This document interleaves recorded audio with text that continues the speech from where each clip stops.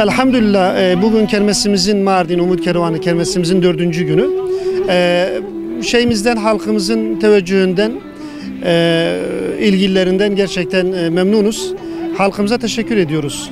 Yani bugün de mesela bizim Yeşilli, bir de Ortaköy hayırsever ablalarımız kendi evlerinde yaptığı yemek ve tatlıları bugün getirdiler, kermese koydular. Hatta birebir kendileri bu satışı da onlar gerçekleştiriyorlar. Bu konuda Allah razı olsun. Yani gerçekten çok duyarlılar. Aynı zamanda tabii ki bizim halkımız da şu anda gerçekten ilgi gösteriyorlar. Bu konuda da çok memnunuz. Rabbim hayırlarını kabul etsin. Bu ilginin devam etmesi lazım.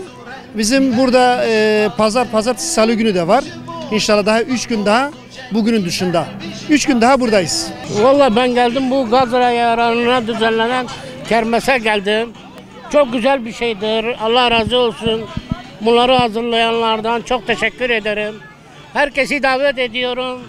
Şu Filistin için yardım birlik olalım bugünlerde. Bunun devamını istiyorum yani devamlı böyle şeyler olsun. Onlara yardımcı olalım. Vallahi alışveriş çok güzel. Yani fakire de göre yani.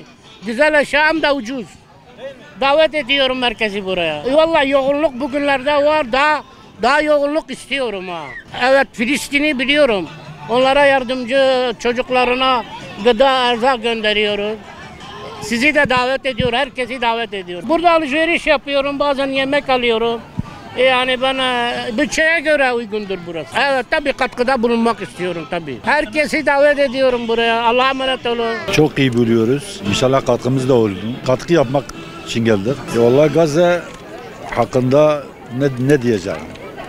Yani Müslümanlar uyumuş. Bu faaliyetler çok iyidir, çok güzel. Vallahi Umut Kervanı devam etsin. Yani bu işin devamını istiyoruz. Devam etsin. Çok güzel bir şeydir. Çok güzel. Çok güzel. Herkese tavsiye ediyorum. Herkesi de davet ediyorum. Tüm Mardin halkını. Kermese geldim. Kermese katılmak için. Çok iyi yemekleri, çok iyi, çok lezzetliydi.